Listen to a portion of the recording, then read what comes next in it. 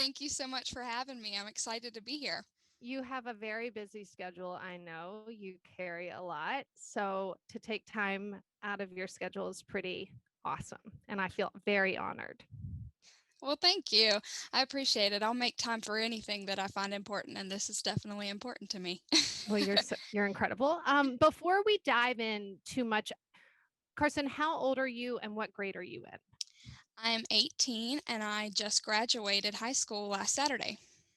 Congratulations. I Thank would you. say congratulations. Now you're an adult, but I don't consider myself quite an adult yet. So I don't know when that happens, but congratulations and excited for the next chapter of your life.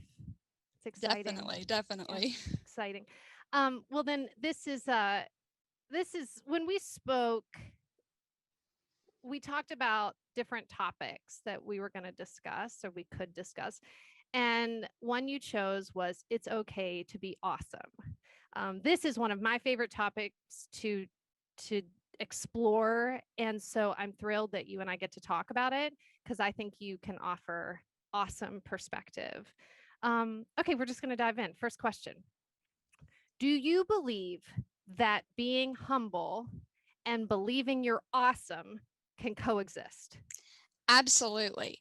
I have grown up in the theater dance world, and you are on stage, you're doing lead roles.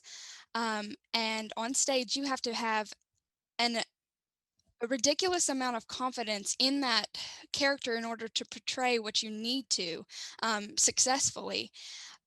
Yet, backstage, I've been in several situations where it's almost awkward to be proud of yourself and be confident in that role because I think some people look at it with maybe jealousy in several situations, and that's really a hard thing in our age group as well because we're so social media in oriented and everything is plastered everywhere, so it's like, oh, look at me all the time. So in order to keep from doing that but being proud of yourself, you have to remain very humble about the way you carry yourself.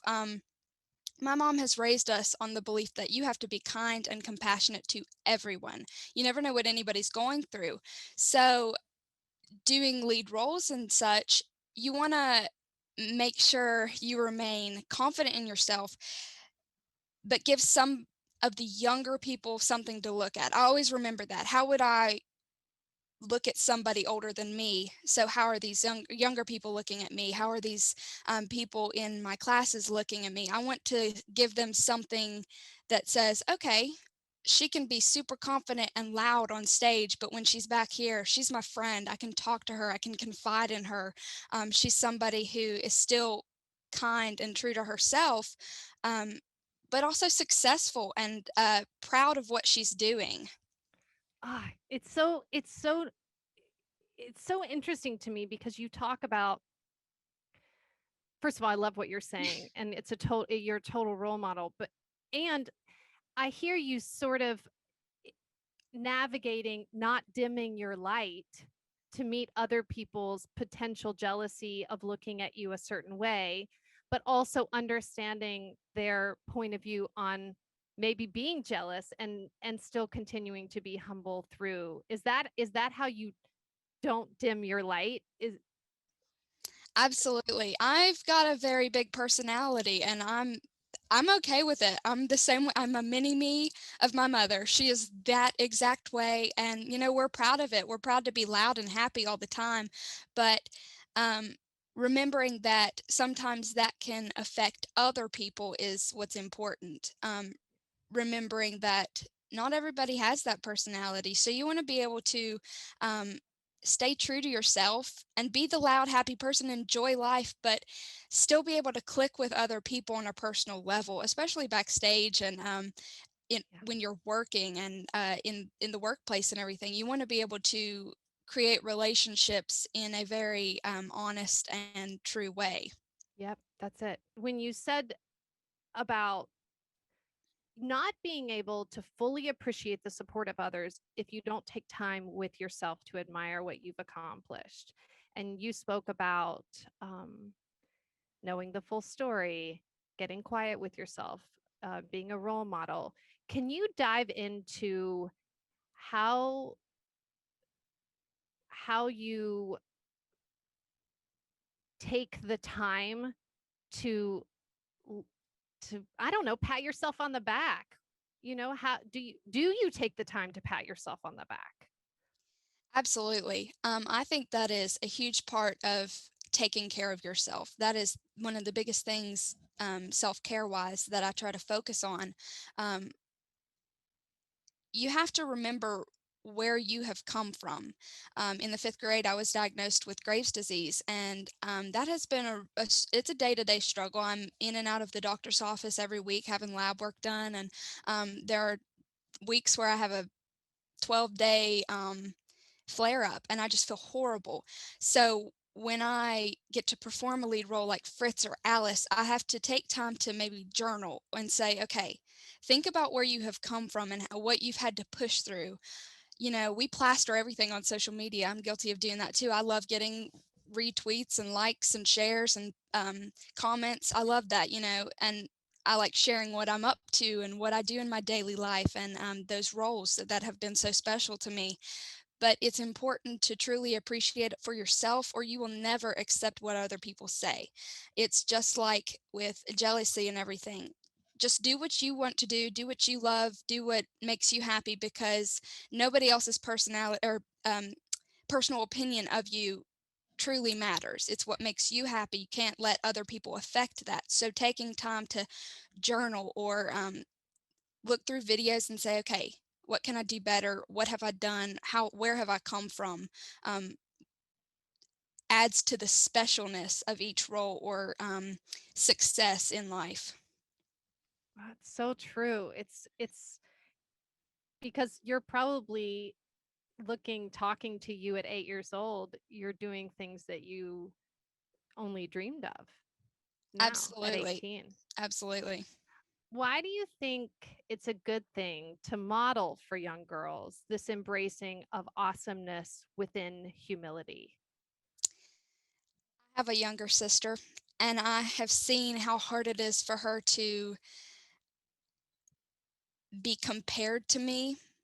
Um, and I've seen how hard it is on my younger brother to be compared to my older brother, not because we're better than them, but because we've already done and hit many of the milestones that they're just now going through. So they feel like they need to live up to that standard. They need to meet a certain standard. And they're growing up in a social media age that my older brother and I did not grow up in. So they're being compared to, oh, that 13-year-old doesn't have acne. Why do I?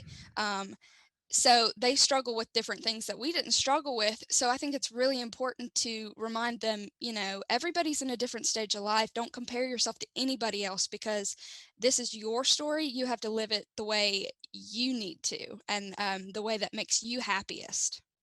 It gives me chills because that comparison game keeps popping up in really all the topics that we talk about, everything from failure to perfectionism, self-care, all that stuff. That comparison game is like the real deal. I feel like it's everywhere. So to stay above it or outside it seems to be the one key to success, mental health, you know. Absolutely. What makes you want to continue to be better, more interesting, more incredible? What drives that for you? Life is short. I mean, you have 24 hours a day and you spend at least 8 of those, maybe more, sleeping. So you have this much time to do something exciting. Why waste it being unhappy and bored and, I don't know, lame? Yeah. Yeah. um, do something good. Make somebody's day, smile, be happy. I pray that I have smile lines one day. I mean, forget Botox. That's like a trophy in my mind. That shows you've had the happiest life ever. Um, build your business, dance that character the best way you can, get the highlights, get the extensions, do what makes you happy, because you have such a little time here right now. Being present is the most wonderful thing you can be. I mean, dropping the wisdom. Okay, woman, I'm taking a page out of your book. I am. We have a lot to learn from you.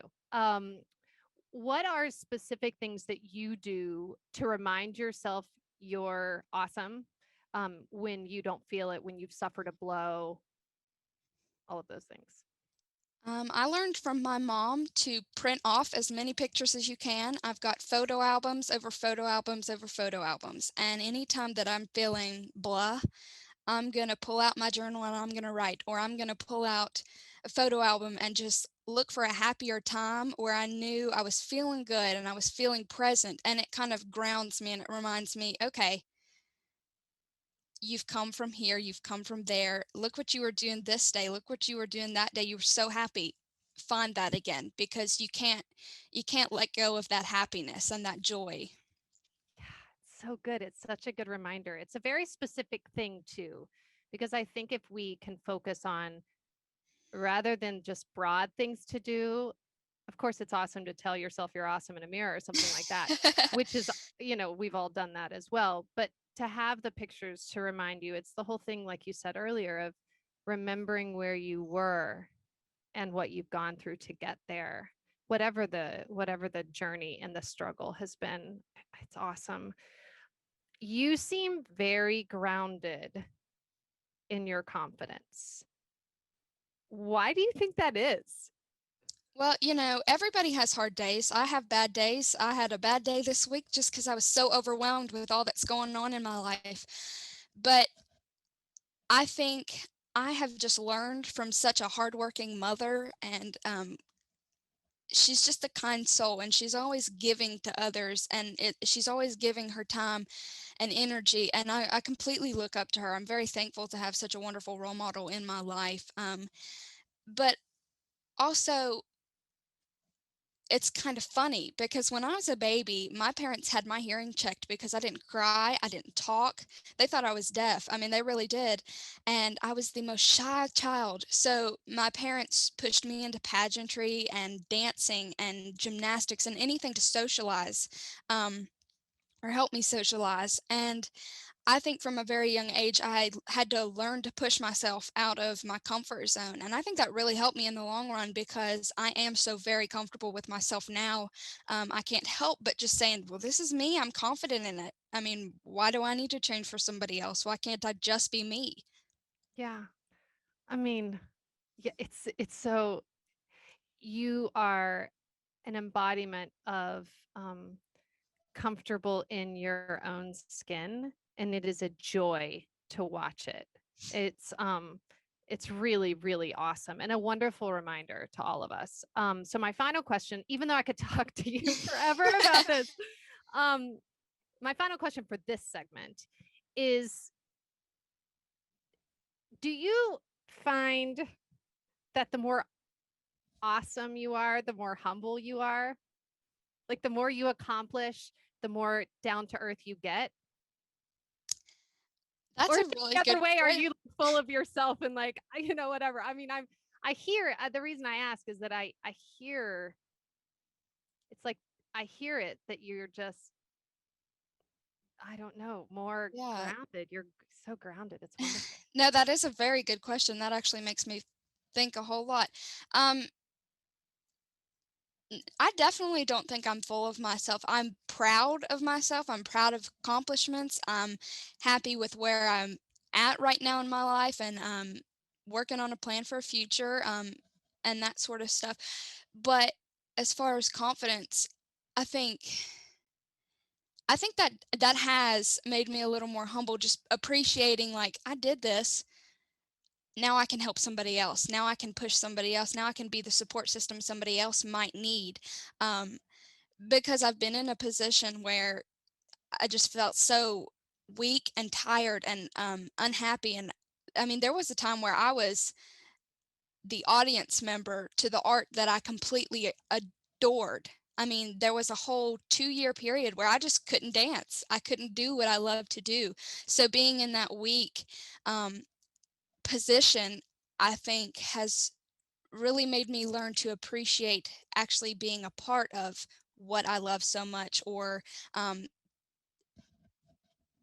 graduating. So, I just had two friends pass away within 3 weeks, and they don't get to live that. They don't get to live those same experiences. I think being so present and being remaining humble about where you're at and what you're doing actually drives the confidence. I think the humbleness drives the confidence because you're able to say, I can be proud of that.